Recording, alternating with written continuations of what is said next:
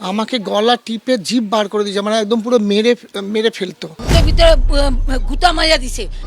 Promoting সংক্রান্ত বিষয় নিয়ে বিবাদ। অভিযোগ সেই ঘটনাকে কেন্দ্র করে বেধড়ক মারধর করা হয় বেলেঘাটার বাসিন্দা সুকমল দেবনাথকে। শনিবার তার অভিযোগের ভিত্তিতেই গ্রেফতার হয়েছেন তৃণমূল নেতা রাজু নস্কর। বাইপাসের অভিষিক্তা ক্রসিং থেকে তাকে গ্রেফতার করে পুলিশ। ধৃত তৃণমূল নেতার বিরুদ্ধে একের পর এক অভিযোগ তুললেন বেলেঘাটার বাসিন্দা সুকমল দেবনাথ।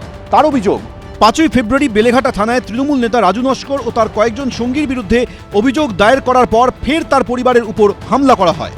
পুলিশকে যখন আপনি অভিযোগ করলেন, তারপরে ফের আপনাকে মারধর করা হয়েছে, গত 13 তারিখে ফের অভিযোগ করা হলো। 100 বার আমাকে প্রায় আপনি ধরুন প্রায় 50টা মহিলা নিয়েছে 11 তারিখে আমাদের মাকে মারছে, তারপরে সব মানে চারিদিক দিয়ে আমার ভাইকে মারছে, আমাকে মারছে। অভিযোগ, তৃণমূল নেতার অনুগামীদের হাত থেকে রেহাই পাননি সুকমল দেবনাথের বয়স্ক মাও।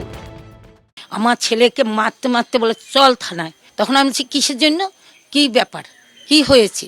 হ্যাঁ, বলে বাড়ি আপনারা দখল করে রেখে দিয়েছেন। আমাকে মারধর করেছে, ধাক্কা দিছে, বুকের ভিতরে গুতা মারা দিছে। ভাই বেটার ফোন নিয়ে খামছে ধইরা ভাই বেটাকে মেরেছে।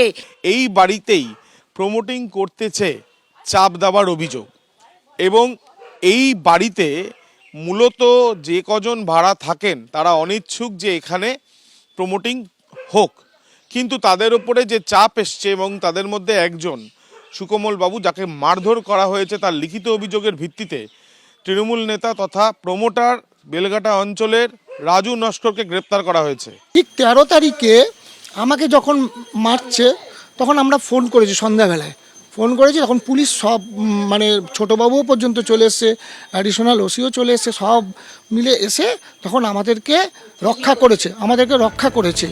অভিযোগকারী সুকমল দেবনাথের দাবি, বেলেঘাটার একটি বাড়িতে 75 বছর ধরে ভাড়া রয়েছেন তারা। 4 ফেব্রুয়ারি রাতে তৃণমূল নেতা রাজু নস্কর দলবল নিয়ে তার বাড়িতে চড়াও হন। অভিযোগ, বাড়ি ছেড়ে দেওয়ার জন্য হুমকি দেওয়া হয় তাদের, এমনকি তাকে মারধর করা হয় বলেও অভিযোগ। এরপর 5ই ফেব্রুয়ারি বেলেঘাটা থানায় তৃণমূল নেতা ও তার কয়েকজন সঙ্গীর বিরুদ্ধে অভিযোগ দায়ের করেন তিনি।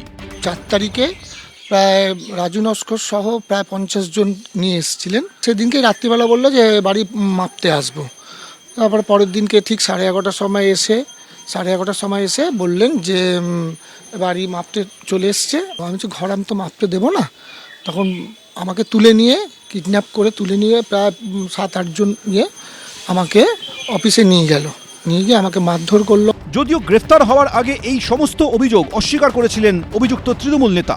মিডিয়া ফুটেজ পাওয়ার জন্য আমার নাম বলছে, আমি জানি না, কিন্তু আমি কিছু ঘটনা শুনেছি। ভাড়াটে একটা ঝামেলা আছে, এইটুকুনি শুনেছি, কারণ আমি অঞ্চলে থাকি, অঞ্চলে বিভিন্ন সোশ্যাল কাজ করি, মানুষ আসে আমার কাছে ভালোবেসে, ঠিক আছে, কিন্তু কারোর ভালো করতে গিয়ে কারোর খারাপ হয়, কিন্তু আমি এই ছেলেটার নাম বলছি যে আমি তাকে চিনিই না।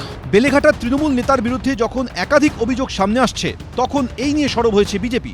এই সব গুন্ডা মাফিয়া যারা টিএমসিতে আছে, যারা ভোট জেতায়, এখন কমপ্লেন হয়ে গেছে, এক্সপোজ হয়ে যাচ্ছে, 2 দিন অ্যারেস্ট করবে, 3 দিন ছেড়ে দেবে, কারণ এরা ছাড়া টিএমসি ভোটে জিততে পারবে না। সেজন্য এগুলো লোক দেখানো সব।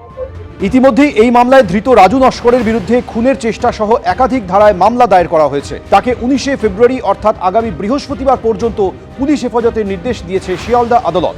পুলিশ সূত্রে দাবি, এই ঘটনায় রাজু নস্কর বাদে আরও 2 জনকে গ্রেফতার করা হয়েছে। অন্যদিকে অভিযোগকারীর বাড়ির বাইরে বসেছে পুলিশ পিকেট। আবির দত্ত, বিশ্বজিৎ দাস, এবিপি আনন্দ। এবিপি আনন্দ, এগিয়ে থাকে, এগিয়ে রাখে।